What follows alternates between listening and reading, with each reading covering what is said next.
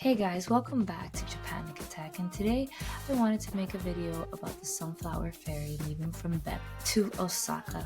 This is a 12-hour overnight ferry, and it's a great way to get from point A to point B.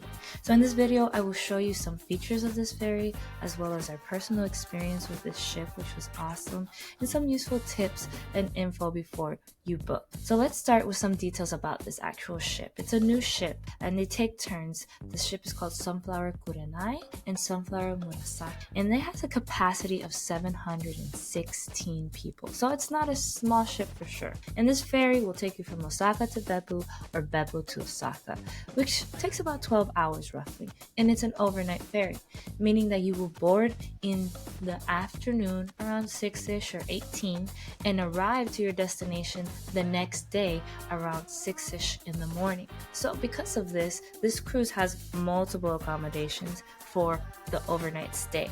So the cabins consist of suites, deluxe and superior rooms, as well as private rooms, and also shared rooms that some have kind of like a capsule. And some of these cabin types will let you choose between a Western or Japanese style room, which is really cool. And prices will vary depending on the room, as well as peak season or off season and how many you have. Now, this ferry can be found in the terminal in Beppu called Beppu Tank, and as well as in Osaka in the actual Osaka or Sunflower Terminal, which is Terminal 1, which is found in the ITM building. And this ferry has a few features. We'll start off with the Fei style restaurant, which is available for dinner and also a very early breakfast. Both dinner and morning buffets include things like soda, coffee, tea. Alcohol is there, but it's sold separately.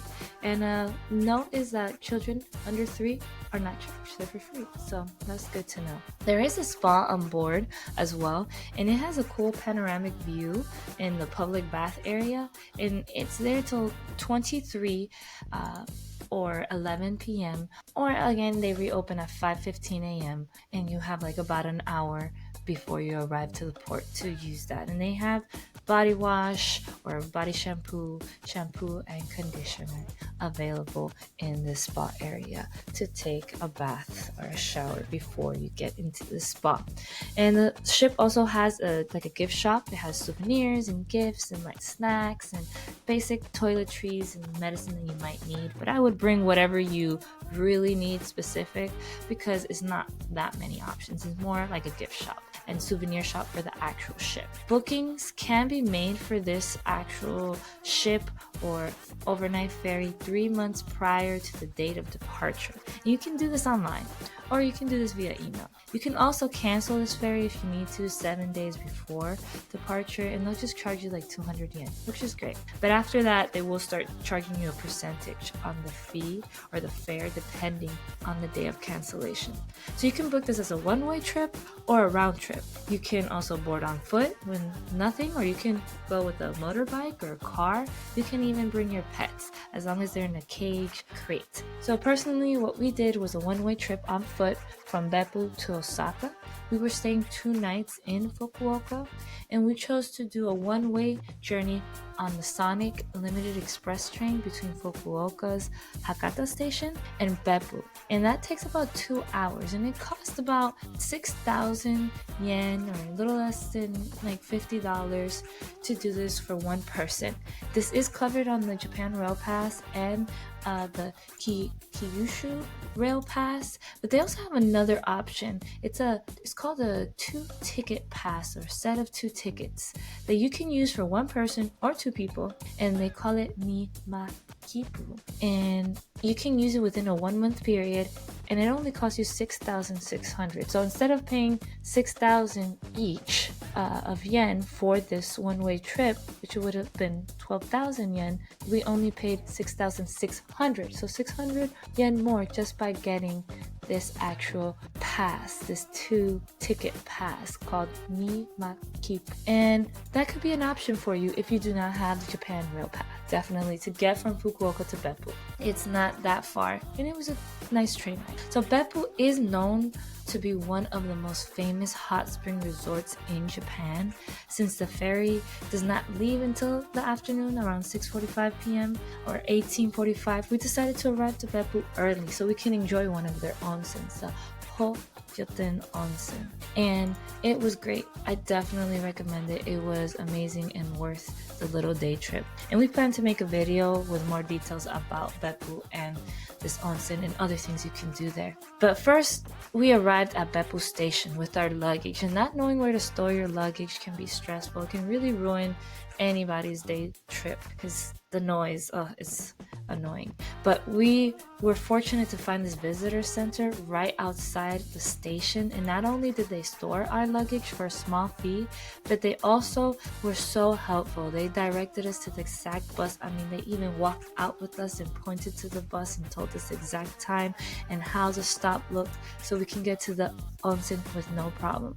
And we did everything, I think, in between like maybe 3 hours or 2.5. So once we finished with the onsen, we arrived back to Beppu station, and we could have taken a 15-minute bus, this JR bus from the Beppu station, and it would have just been a 3-minute walk from there, from the bus stop. But we realized that we were a little tight on time, that the bus was actually really crowded around that time, 5-ish, and it would just be difficult with our luggage. So we just decided to take a taxi, which took about 10 minutes from Beppu station, and I highly recommend it. It was affordable. I believe it was like 1,100 yen, so less than $10 to get there with ease, and it leaves you right there in front of the station, or the terminal, better said. So once you're at this terminal, you just have to check in, kind of like a hotel. It was quick and smooth. We had already booked it ahead of time online 2 months ago before, and we just had to present our booking number and ID. I don't even think they looked at our ID. They just gave us a little QR code to enter our room, and that was pretty much it. And just a note on the online reservation process, you can either choose to book as a non-member or create a membership to accumulate points after each purchase if you were planning to do multiple trips on this ferry on your trip, or in the future, because you go to Japan multiple times a year. You can look into that. It seems to be free and available to those that live outside of Japan. But I would recommend, before you start the booking process, to look at the cabins with detail on their website, because once you get into the booking process, it doesn't really give you that much information about the room types. The only snag I ran into actually in the booking process was writing our name in hiragana, because Google only gives you katakana and they wanted it in hiragana. So I just did a quick Google search of my name and I found it in hiragana, copy and pasted it, and then I was able to move on to the next page. Also, keep in mind, when you do this reservation process, they reserve your room, but they do not take payment at that moment. So you have a reservation, but it's not finalized until you actually decide to make the payment. And you have 3 days within the reservation email that was sent to you to click on the link and make the payment to finalize your reservation. If you do not do this, your reservation will be canceled. So please keep in mind this 2-step process. And up to this point, if you found this video helpful, please leave a thumbs up for this video so we know to make others like this, and consider subscribing to our channel because we plan to make a lot of more future videos about subjects like this. Going back to where we were at, so now we arrived, we're checked in, we got there a little bit early, but the lobby was already full and there wasn't any seats to sit down, but we were able to explore the actual terminal, and there was features that we discovered in this lobby area, like there's restrooms, charging stations, there was even bike rentals, vending machines, lockers, a pet area, a smoking area, and kind of like a little display or a museum type of ships. And an hour before departing, that's when the boarding process starts. So it was really quick and efficient, as expected of Japan.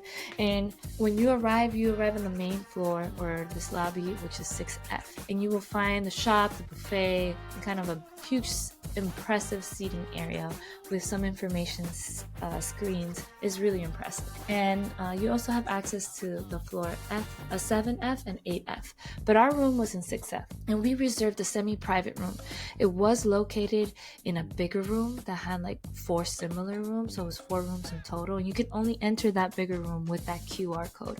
So once you were inside, there was kind of some privacy because there's only 4 other rooms. You know, once you get to the actual room, you can't lock it when you leave. You can only lock it when you're inside the room.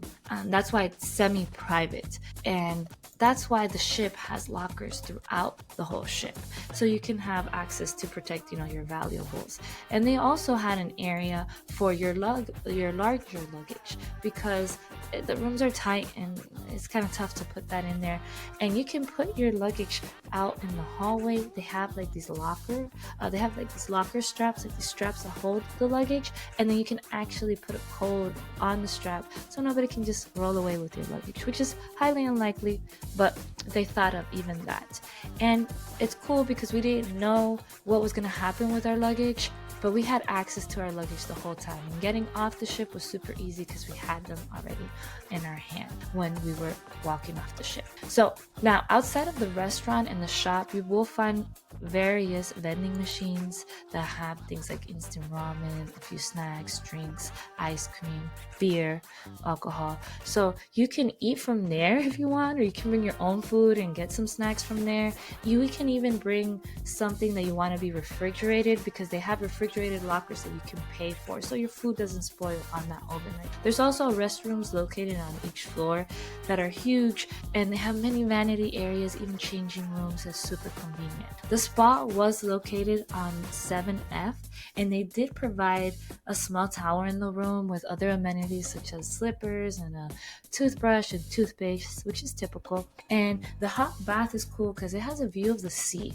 but it was pitch black outside, so you couldn't see anything, and the windows were foggy, so maybe early morning is better, but we didn't get to experience that. I did experience the massage chair right outside of the spa, and it was amazing. I would recommend it. It was like 400 yen for like 15 minutes. And just so you kind of get an idea of what happens, once you board and they're actually leaving the terminal, most people seem to go to the buffet to eat after they find their room, because the buffet is only open for 3 hours. So if you kind of linger, you might not get opportunity to get everything that's available there. And a lot of people go to the window seats to see the boat depart. But you can also go outside and wave the staff goodbye if you like. The buffet has many options. It's super tasty. I would recommend dinner.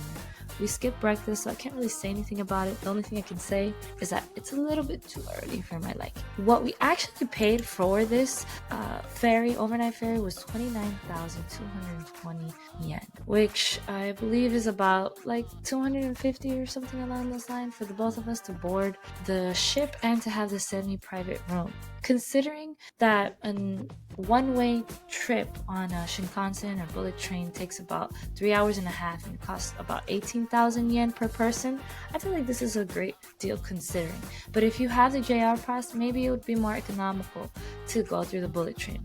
It just depends on your budget, time, and availability and preference. But once we loved it. And once we were in Osaka, exiting the actual ferry was easy. Inside the same building, it's about a 5-minute walk to go to the new tram, which is the trade center station that basically gets you to any of the other lines you need to go to get to your Osaka destination. And that's it. That's all you need to know about the Sunflower Ferry, leaving from Beppu to Osaka. I hope this was helpful and informative for you, and it helps you plan your future trip, your future ferry travels. And until the next time, thank you guys.